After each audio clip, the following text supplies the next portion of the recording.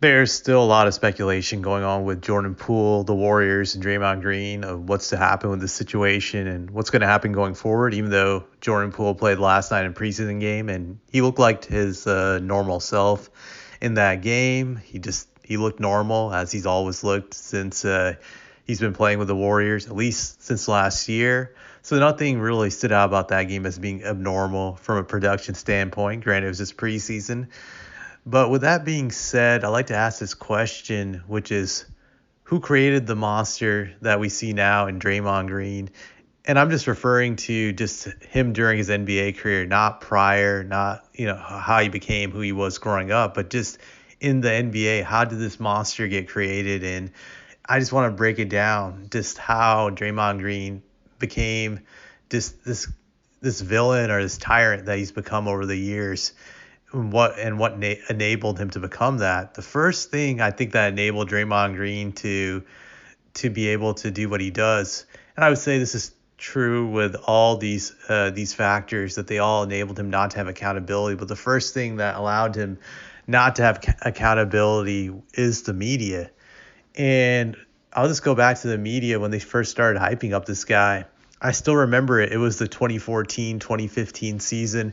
It was the first year where the Warriors won their first championship in the Stephen Curry era. I remember prior to that season starting, I didn't know much about Draymond Green.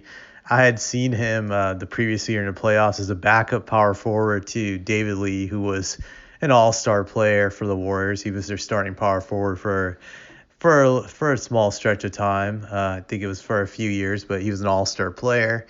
And I just remember he was his backup, and nothing really stood out to me about him as a backup. He was just a role player, really, just nothing flashy, nothing amazing. He just averaged 6 points and 5 rebounds.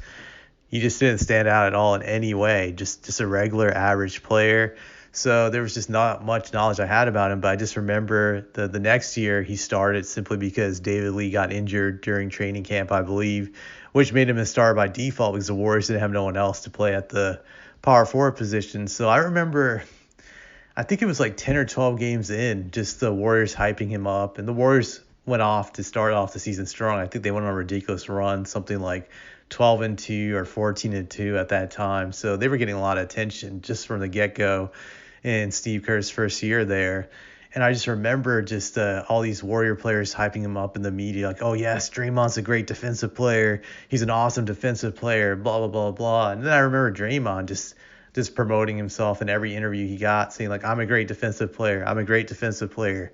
I'm known for being a great defensive player. Just the way he was self-promoting. I remember that stood out because I was like, I never heard of this guy up until this year. Really, I knew of him, but I just never heard of him this way, being some defensive force or the stopper, because I didn't see that the previous year. Just it didn't stand out to me. So I just kept to remember that they were hyping him up nonstop. And I'll say this, that year his numbers were decent. I can't say he was a scrub, but still he wasn't a star in my eyes. He was averaging 11 points, 8 rebounds. Still, his field goal percentage was crappy, like always, 44% overall from the field. That's pretty poor for a big man, I would say. So that's what I remember. Just he was doing just a lot of self-promotion. He was getting a lot of press. One thing that did stand out to me was even back then, he was starting to get away with stuff on the defensive end. Just he was able to get away with stuff, but I'll touch on that a little bit later. Also, I think this would be a foreshadowing of his career when it came to the media. I think they started to like him immediately from the get-go because his personality, his ability to give them sound bites and just giving them clickbait material, because Draymond likes to run his mouth. He's very loud. And the media gravitates to those types of guys. It sounds like a woman, but the media is basically like a woman. Just look at Donald Trump. You'll see these media stations like CNN and just I'm trying to think of the other one, just CNN. What's the other media news stations? Obviously, Fox News loves Trump, but you look at these opposing media news stations like CNN, MSNBC, they hate Trump, but they also love him. And I say this as someone who's not a Democrat or Republican. I'm against all parties, but they still love Trump because Trump gave them ratings. He gave them clickbait material. People would tune into their garbage. Just people who would not normally watch CNN or MSNBC would watch those news stations during the Trump presidency because because he just generated all that tension. He made their lives easier, even though they hated him. They secretly liked him because of all the easy money he made them with ratings and whatnot. So I think it's like that with Draymond the media, that they love all the clickbait material he gives them. It allows them to get what they need, whether it's writing articles or producing video clips. It just gets them what they need. It gets them all the attention. It allows them to generate money. So I think that is one of the biggest reasons they started to give him a pass for his dirty play, for his theatrics, because they just loved the clickbait material he gave them. I definitely believe that. And I think that played a role in going forward when he would do dirty stuff like kicking Steven Adams in the nuts like 3 or 4 times just in one series. And still the media, you had guys like Stephen A. and these clowns try to defend him. So like, hey, it was an accident. It was an accident. You can't suspend Draymond Green. Stephen A. would say those dumb things. And I saw that across the board with all these media guys. They would just defend him passionately. And I think that goes back to he made it easier for them to do their job. They're lazy and they need clickbait material. He gave it to them. So that played a huge role in him getting a lot of hype from the media and just even protection from the media, because it seemed like the media would protect him at all costs, as they say, simply because he gave them clickbait material. Even after his stupid stunt with LeBron where he got spun in the finals, they didn't really go in on him. And I remember growing up during the 90s, whenever a player got suspended during the playoffs, they really went in on him. I still remember Alonzo Mourning when he got suspended for fighting with Larry Johnson. That it ended up costing his team the series. The media never let him forget.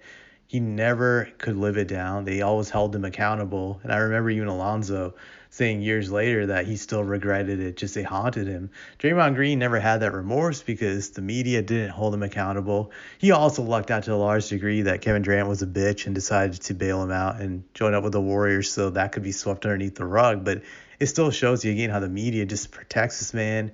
They protected him when he called Kevin Durant a bitch, which is the truth, but still it wasn't right for him to say that. Just so they protected him even in that situation. Ask yourself this question: how many times in history has the media ever taken the side of a role player over a star player? That should tell you how protected this man was.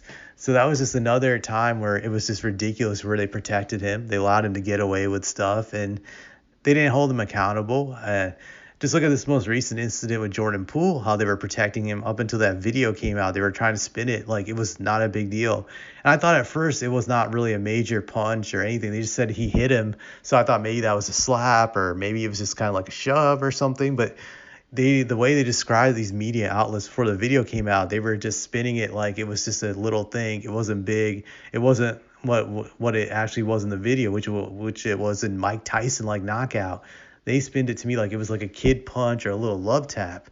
So they're always protecting him because they're greedy. They love his clickbait material. They know he's a hateable boss, but they know he also generates money. So they enabled him, and they played a role in creating this monster. But I also think the other factor in creating this monster variable was the Warriors organization. You just look at Steve Kerr. He never condemned his theatrics. He never held him accountable.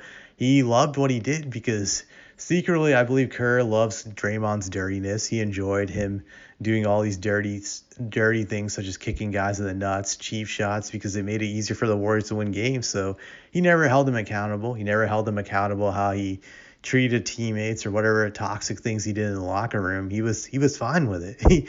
He was definitely fine with it. So I don't believe for a second Steve Kerr was offended by any of the stuff he did. So that gave Draymond more confidence to do what he did. He knew that the coach was basically backing him. And I would say the Warriors players did too, to a large degree. I look at Stephen Curry. He secretly enjoyed Draymond doing all these dirty things. I think still right now he's kind of divided about getting rid of him because Draymond has always been his protector to a large degree. Steph Curry to me is a great player. I have him in my top 20. I don't have him in my top 10, but he is soft. He is a guy that can get punked. He doesn't like physical play. He can get roughed up.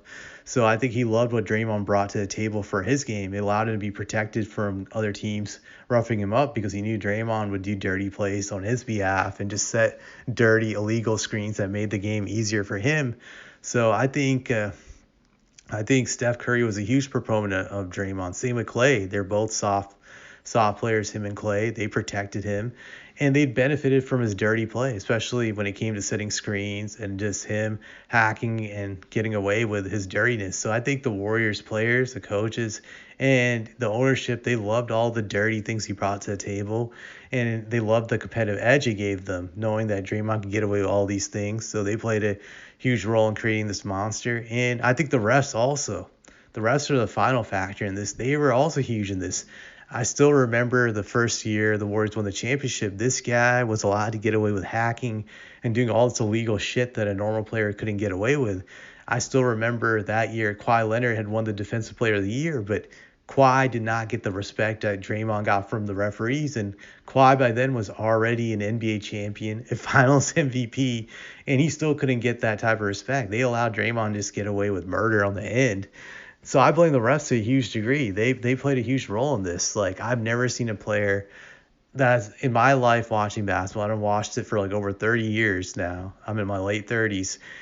Get away with the stuff that Draymond has done on the court. I've never seen it. Just it's ridiculous. This guy can literally slap guys. He can hit them. He can do whatever, and the refs won't even give him a tech at times. Sometimes they won't even give a foul. They'll try to find ways to keep him in the game. I still remember growing up watching Rasheed Wallace and how the refs just were on him like a vulture.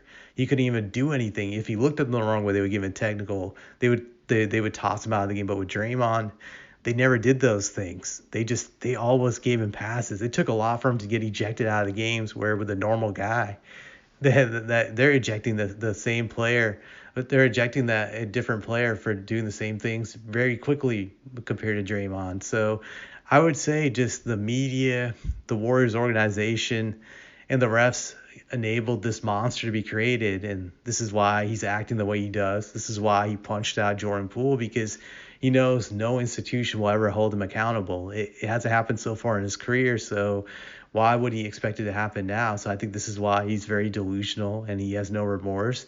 I think even now he feels he's just going to get through this storm, and after a few weeks he'll be forgotten, and he could be right, to be honest. Just knowing how protected he is, but this is why he acts the way he does. You hope karma catches up with him eventually, and I hope it does, but you just never know. But one thing I do say all the time is that no one wins forever. Eventually his day will come where he's no longer in a position to win, at least in this league, where he'll finally get exposed. But that's all I have to say about this clown. So that's about it.